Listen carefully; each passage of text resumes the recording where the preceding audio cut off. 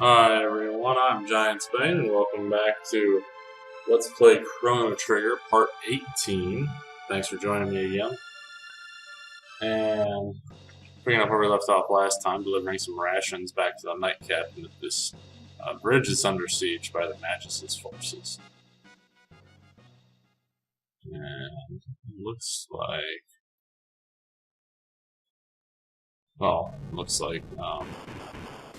gonna get a sweet new helmet here from the Night Captain. A golden helmet. So you can be cool like the Night Captain here.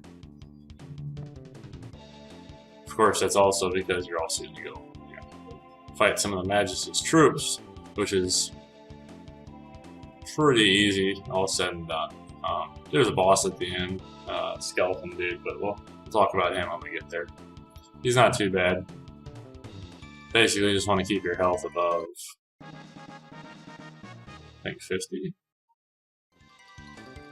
I mean, you want to keep it closer to maximum, to full if you can, but I think staying above 50 is the safety point, because every once in a while he does an AoE attack that, will smack everybody for around 50-ish.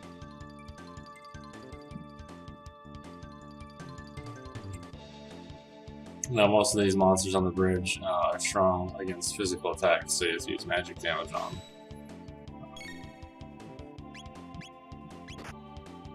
And since I haven't invested points, I mean the Fat Magus guy is not, of course. Also, you have to do enough damage to him, and he'll, run away to the next area and meet you with more troops to fight as you go down the thing, since you can't actually kill him during these little encounters.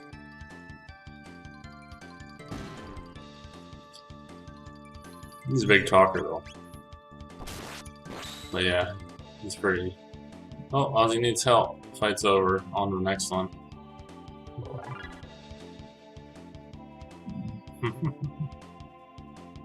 Alright.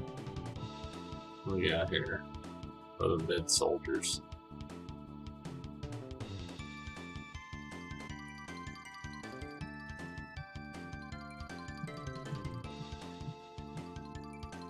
Two didn't work. What do you think? 3 is gonna work. Oh, whatever.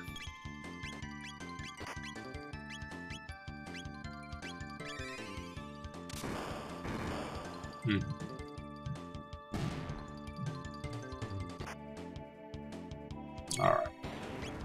Thankfully, Chrono does enough damage with this stuff to one-shot him too, so makes it easy to run through these flunkies. And then we'll smack Flunky on the head. Flunky number 4 on the head a couple times to make him run off to the next area. But you don't even need to hit it on the head a couple times. I think it's just if he takes damage after his buddies die, he runs away. But now we get to fight the big skeleton thing. What's it called? We'll see here in a second. It's pretty goofy looking, actually. It's basically all the things you just killed kind of band together to make some big abomination thing.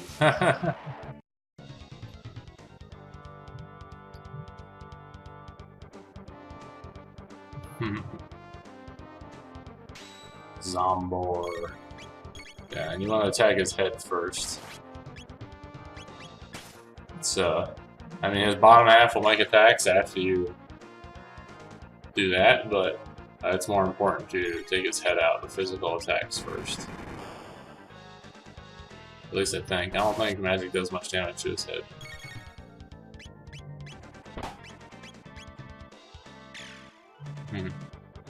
Yeah, he's definitely weaker physical.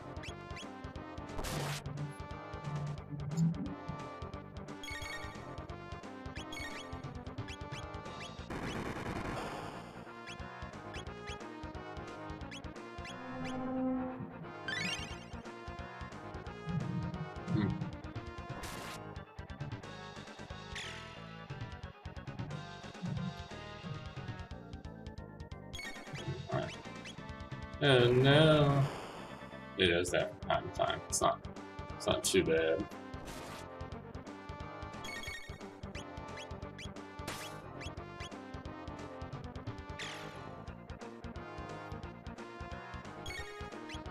Doom, doom, doom. And here's the little AoE thing.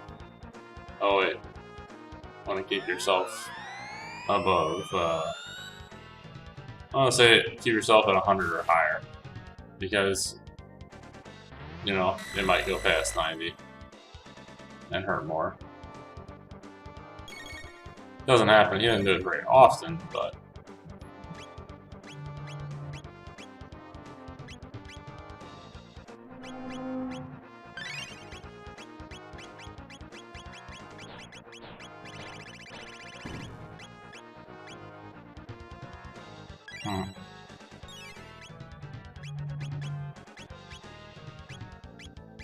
Yeah, we try using fire on it. I think the legs actually are weak to magic. Yeah. Yeah, once it's weird, like the top half takes the physical damage and then the bottom half is you want to focus magic damage on. And actually heal yourself up.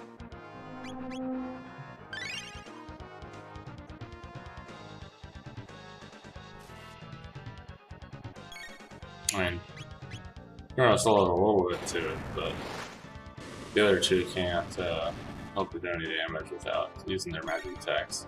And Chrono's honestly better off using magic attack too. I'm just being lazy and not. Wow, that was a nasty one.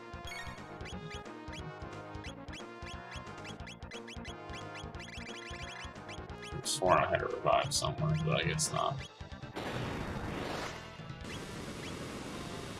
It's the only thing I don't like. It's one of my only complaints about Chrono triggers. The inventory system's weird in combat. Instead of just grouping all of the usable items together, it kind of has them.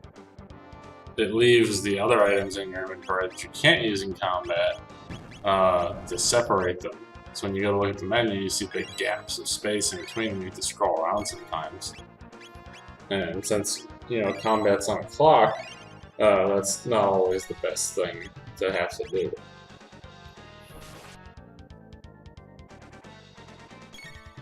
I think I was trying to save my mana in case I need to do something else. I don't remember exactly what that was.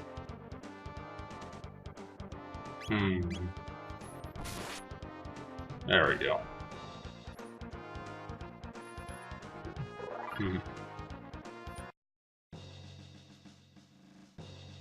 Like with most of these RPGs, once you finish the combat, any party members that were quote killed aren't really actually killed, they're just knocked unconscious, so they come back to life as long as there's one person remaining alive. Like, what's this down here?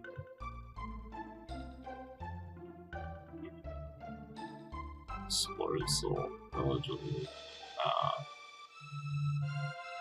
what's in the market? Let's see. Buy some stuff that we were short on. This person sells some crap. Yeah. Alright. Yeah. Buy some more. Can't have too few, or can't have too many tonics.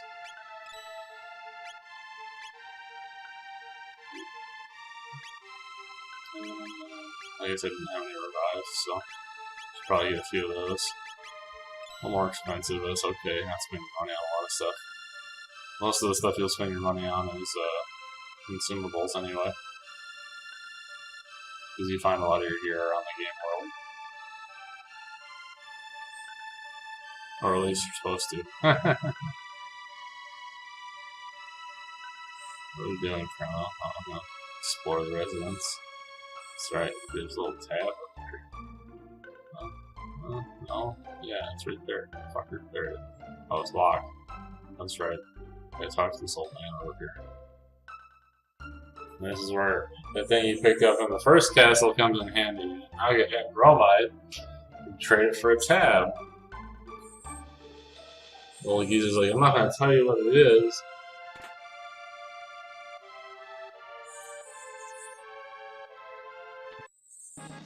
One magic tab.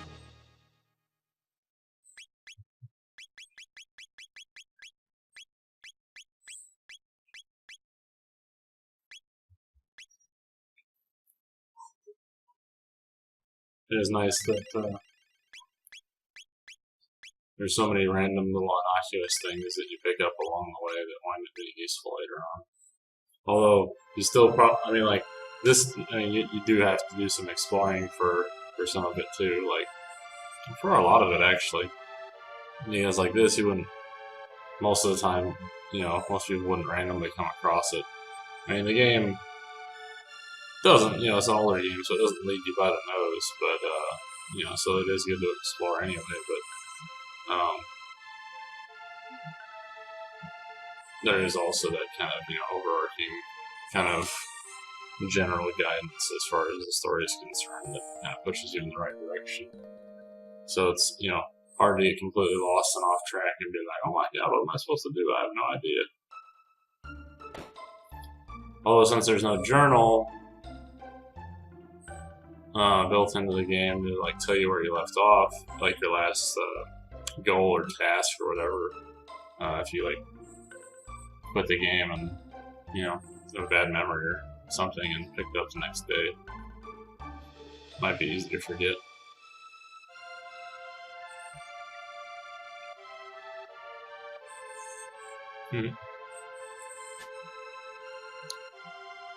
So almost that guy you saw in the bar way back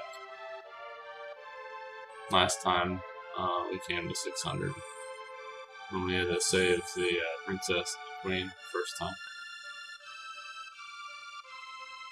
He didn't really want to talk to us much right now, but yeah, apparently he doesn't want us to leave.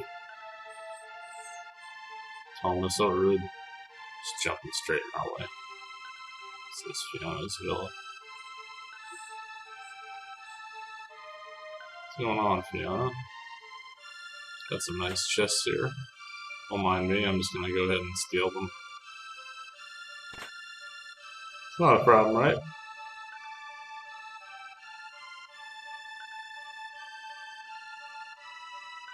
Good, good. Alright, well, you have a nice day. We're just gonna move on down here. Let's see what we got here. 4 a.m. That's not what we're looking for. Nope. No. Wait. We'll go to Tata's house later, but good thing to take note of.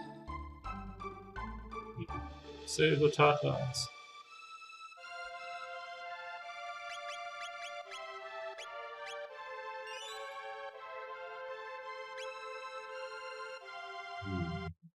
Into the first forest.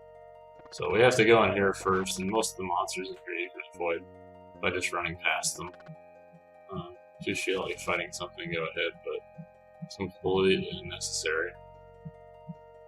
I think I did accidentally run into something on the way back, but it's just because I was being dumb. And then up here, where you saw the little guys jump out of the bush, there is a little ladder hidden behind the bush. So you have to go behind the bush and then walk back down to go down the ladder. And once you do that, you enter into a little secret house. You notice, keep hearing the kind of frog sound in the background.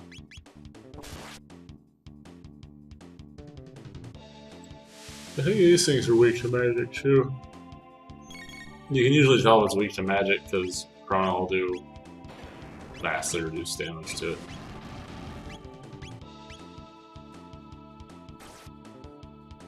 And it's another thing I learned is these snake things cannibalize those other little dudes if you do damage to them. So it's better to kill a little dude. Well, I mean, you can kill the snake, smack the snake really hard, and then have him kill little dudes for you. Or if you can one-shot one of the little dudes, just one-shot him. That way the snake has one less guy to heal from. That concludes this Let's Play Chrono Trigger, Part 18. Thanks again for watching, and we'll see you again on Part 19.